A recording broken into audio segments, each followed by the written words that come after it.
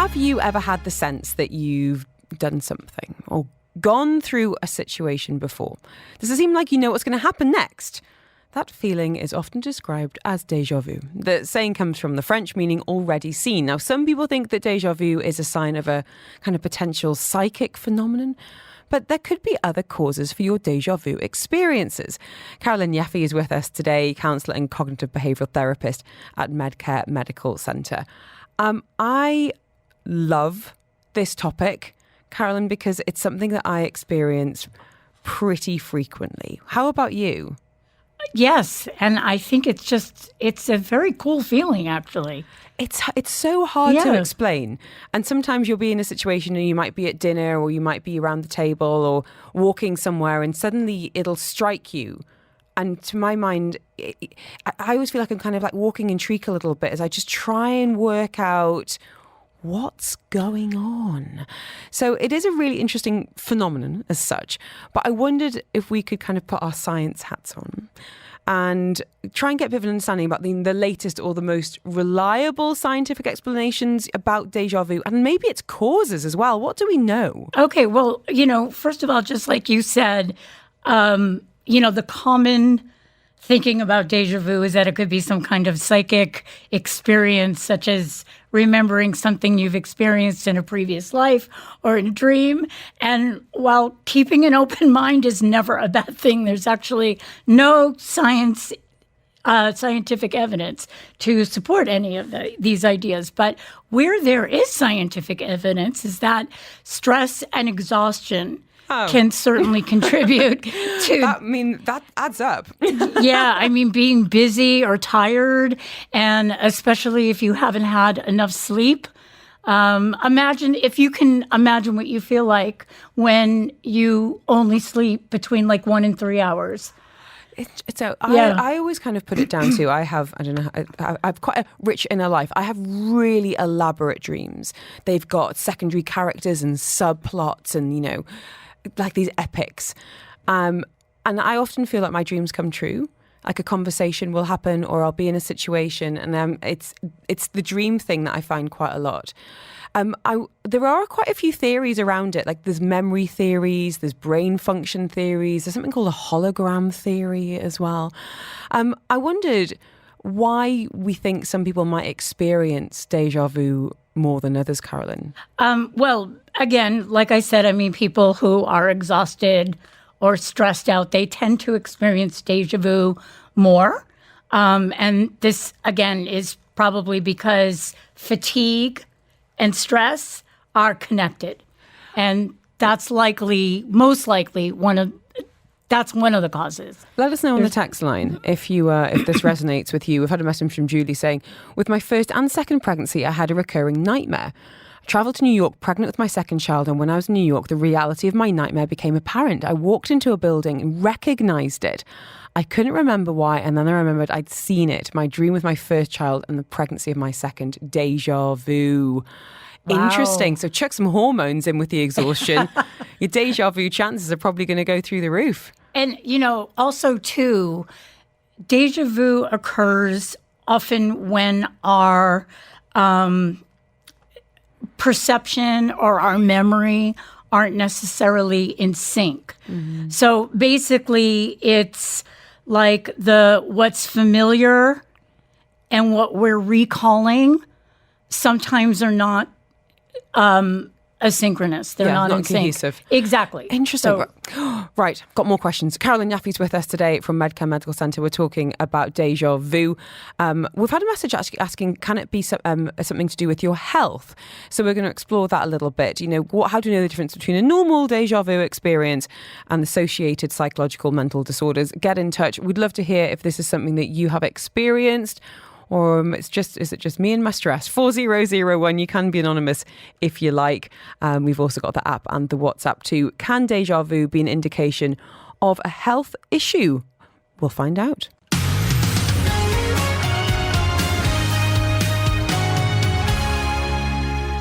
Theories abound around déjà vu. Carolyn Yaffe with us today, counsellor and cognitive behavioural therapist at Medcare Medical Centre. We were just chatting off air about, what's keeping you busy, Carolyn, and it was very much anxiety and panic attacks from teens all the way through up to adults. And déjà vu, we can, there are various theories, but one of which is if you do experience this, it can be a sign of stress and burnout, exhaustion, fatigue. But it can be an indication of psychological discomfort or even some health disorders. Are you able to speak to that? Is there anything that we need to know about what's happening in the brain that could, and we should be very careful. We're not saying that if you get déjà vu, you have definitely got a certain situation going on, but what can it be something worth investigating? Just to state, I'm not a neurologist, but, I did do research on this, and some of the neurological explanations of déjà vu attribute the phenomenon to either a small temporal lobe seizure, but in a person without epilepsy. It doesn't have to be connected with epilepsy. And it sounds to me like that's a little bit of just like a little blip. Or a delay in transmission between the eyes and the ears or other perceptual organs and higher order processing centers in the brain. Wow. So, yeah. And also, too, it is said, and I did read this, that it can be attributed to the beginnings of dementia, but I was really kind of on the fence about saying that. About discussing that, because again, I'm not a neurologist, I'm not a medical doctor, and also too, I read that is extremely, extremely rare. It's all information. Yeah. Let's talk a little bit about that stress and burnout piece. As you said, it's the majority of people that are coming into your clinic at Medcare. Why do you think it is? What is stressing people out right now in the UAE? And I know we can obviously look to this past week, which is an extreme example of extreme stress for an awful lot of people. But when we kind of zoom out a little bit to maybe the last 6 months or year or couple of years, have you noticed any patterns? Because you've been here for, over a decade now, Carolyn. Yeah, I mean, I think that, I think there's always like a paradigm shift every few years. And I think that increasingly things are getting faster. And I think it's really hard for people today to slow down. Mm-hmm. And, one of the most common things that I hear from people are what's going on at work, the pressures at work.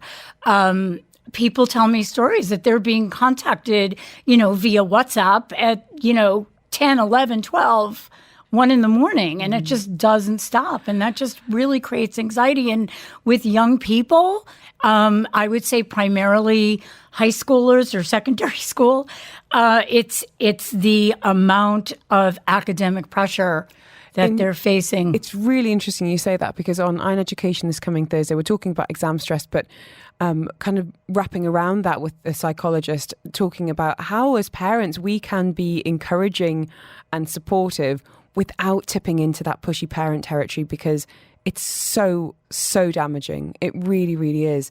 To come back to the work thing, though, it's a tricky one because, and I'm guilty of this. People ask me, "How are you?" I'm like, "Oh, I just said it to you before. I'm so busy. And sometimes we kind of fetishize this idea of busyness because it means that, I'm in demand or I've got a lot going on and da da da da da.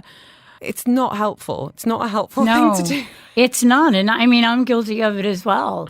And I think what attributes to this is that we're connected to our phones. Mm-hmm. We always have our phones next to us, near us.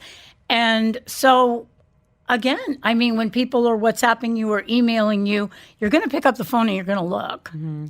Turn off those notifications, folks. Yeah, exactly. You have to all just throw your phone in the sea. Whether you're required to or not. Yeah. It's just automatic. What can be really hard, though, is putting boundaries in place when you've got into these habits with, colleagues, with your boss, with partners, with friends, because that can be a shock to them. But touching on that idea around screen time and with teens in particular, please be with us tomorrow, by the way, guys, 2:00. We've got Dr. Alison Burrows joining us as we're going to be talking about the impact of screen time on the developing brain. And it is not to be underestimated. It's not a case if you get to a teenager, you're a grown up, your brain stops developing at 25. And we know more and more about the neuroplasticity of the brain. So we might be 40, 50, 60, but we can still make changes to our brain. And I hate to say it, our beloved phones are maybe making changes for the negative. So tomorrow, 2:00, if you want a bit of fuel in your fire, a bit of something in your toolkit about encouraging your teen or tween to put down their phone, you need to be there. Carolyn, in the meantime, where can people find you? You support adolescents, individuals, all the way through. What's the best way of contacting you? To Medcare Kamali in Jumeirah. Thank you. That's where I'm located. Really appreciate your time. And I kind of feel like I'm looking forward to having a bit of déjà vu now. I kind of like the feeling. Message here saying I think it's like a sixth sense. Sometimes I'm not stressed and I know what is happening next because I've seen it before. Hey, if it feels good, don't knock it. Why not? Why not? Carolyn Yaffe with us today, counsellor, cognitive behavioural therapist at Medcare. This is Money Matters with National Bonds.